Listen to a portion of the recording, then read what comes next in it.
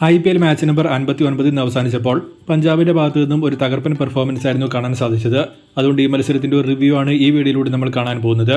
വീഡിയോയിലേക്ക് കടക്കുന്നതിന് മുൻപായി ഇതുപോലെ കൂടുതൽ IPL വാർത്തകൾക്ക് വേണ്ടി ഈ ചാനൽ മറക്കാതെ സബ്സ്ക്രൈബ് ചെയ്യൂ. ഇന്ന് ടോസ് ലഭിച്ച പഞ്ചാബ് ബാറ്റിംഗ് തിരഞ്ഞെടുത്തപ്പോൾ പവർ പ്ലേയിൽ നല്ല സ്റ്റാർട്ടായിരുന്നു രാജസ്ഥാന് കിട്ടിയത്. പ്രിയാൻഷ് ആര്യ, പ്രഭ് സിമ്രാൻ, മിച്ച് ഓവൻ തുടങ്ങി 3 പേരും പവർ പ്ലേയിൽ തന്നെ ഔട്ടായപ്പോൾ 58-3 എന്ന നിലയിലായിരുന്നു പഞ്ചാബ്. രാജസ്ഥാന് മത്സരത്തിൽ ശരിക്കും പിടിമുറുക്കാനുള്ള അവസരമായിരുന്നു ലഭിച്ചത്. എന്നാൽ പിന്നീട് ശ്രേയസ് വധേര ജോഡി 67-ന്റെ പാർട്ണർഷിപ്പ് കൂട്ടിച്ചേർത്ത് ഒരു ബിഗ് ഫിനിഷിന് വേണ്ടിയുള്ള പ്ലാറ്റ്ഫോം സെറ്റ് ചെയ്തു.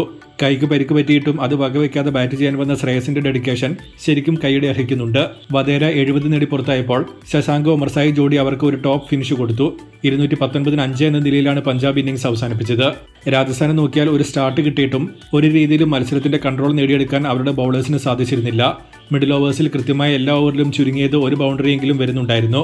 ക്യാപ്റ്റനായ സഞ്ജുവിന്റെ ഭാഗത്തു നിന്നും യാതൊരുവിധ പ്ലാനും കാണാൻ സാധിച്ചതുമില്ല. ഒടുവിൽ രണ്ടാം ടൈം ഔട്ട് കഴിഞ്ഞതിന് ശേഷമായിരുന്നു ഔട്ട്സൈഡ് ഓഫിൽ വൈഡായി പന്തെറിയാൻ രാജസ്ഥാൻ ശ്രമിച്ചത്. അവിടെയും ഡിസിപ്ലിൻ കീപ്പ് ചെയ്യാൻ അവരുടെ ബൗളേഴ്സിന് സാധിച്ചില്ല. 2 പന്ത് വൈഡ് യോർക്കർ എറിഞ്ഞ് ഡോട്ട് വന്നാൽ പിന്നെ ഒരു കാര്യവുമില്ലാതെ അടുത്ത പന്ത് ഷോട്ട് എറിഞ്ഞ് 6 ഓഫ് 4 രാജസ്ഥാന്റെ ബൗളേഴ്സ് വഴങ്ങുന്നുണ്ടായിരുന്നു. മറുപടി ബാറ്റിംഗിലേക്ക് വന്നിട്ടുണ്ടെങ്കിൽ വൈഭവ് ജയ്സ്വാൾ ജോഡി എക്സ്പ്ലോസീവ് തുടക്കം രാജസ്ഥാന് കൊടുത്തപ്പോൾ അവരുടെ IPL ചരിത്രത്തിലെ തന്നെ ഏറ്റവും ഉയർന്ന പവർ പ്ലേ ടോട്ടലായിരുന്നു രാജസ്ഥാൻ നേടിയത്. 6 ഓവറിൽ 89-1 രാജസ്ഥാൻ. എന്നാൽ പവർ പ്ലേ കഴിഞ്ഞതോടെ പഞ്ചാബിന് മത്സരത്തിലേക്ക് തിരികെ വരാനുള്ള അവസരം രാജസ്ഥാൻ തന്നെ കൊടുത്തതുപോലെയാണ് തോന്നിയത്. ജയ്സ്വാൾ സെറ്റിലായി കളിക്കാൻ നോക്കിയതോടെ റൺസ് ഡ്രൈ ആയി മാറി. ശേഷം പ്രഷർ കയറി സഞ്ജുവും ജയ്സ്വാളും പോയതോടെ പഞ്ചാബ് ശരിക്കും മത്സരത്തിൽ പിടിമുറുക്കി. രാജസ്ഥാന്റെ ഫിനിഷിംഗിലെ അവസ്ഥ അറിയാവുന്നതുകൊണ്ട് തന്നെ മത്സരം അവസാനത്തിലേക്ക് പോയാൽ ജയിക്കാനുള്ള സാധ്യതയില്ലായിരുന്നു. അതുപോലെ തന്നെ നടന്നപ്പോൾ 10 റൺസിന്റെ പരാജയമാണ് രാജസ്ഥാൻ ഏറ്റുവാങ്ങിയത്. അർഷദീപ്, ഒമർസായി, യാൻസൺ എന്നിവരുടെ അവസാനം 3 ഓവർ സ്റ്റാൻഡ് ഔട്ട് ആയിരുന്നു. ബ്രാർ ആയിരുന്നു ഗെയിം ചേഞ്ചറായി മാറിയത്.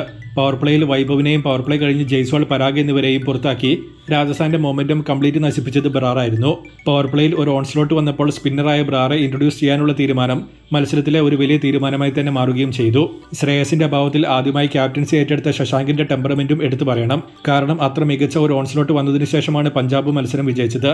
പവർ പ്ലേയിൽ ബൗളേഴ്സ് അടിവാങ്ങിയിട്ടും അവരെ ട്രസ്റ്റ് ചെയ്ത് പിന്നെയും ശശാങ്ക് അവരെ ബാക്ക് ചെയ്യുന്നുണ്ടായിരുന്നു. ബാറ്റിംഗിലും ബൗളിംഗിലും പവർ പ്ലേ രാജസ്ഥാൻ ഡോമിനേറ്റ് ചെയ്തതിന് ശേഷമാണ് അവർ ഈ മത്സരം തോറ്റത് എന്നത് ശ്രദ്ധിക്കേണ്ട മറ്റൊരു കാര്യം തന്നെയാണ്. അവസാനമായി മത്സരത്തിന്റെ സ്കോർ കാർഡ് നോക്കിയാൽ ടോസ് നേടി ബാറ്റിംഗ് തിരഞ്ഞെടുത്ത പഞ്ചാബ് 219 നേടിയപ്പോൾ മറുപടി ബാറ്റിംഗിൽ 209 നേടാൻ മാത്രമേ രാജസ്ഥാന് സാധിച്ചുള്ളൂ.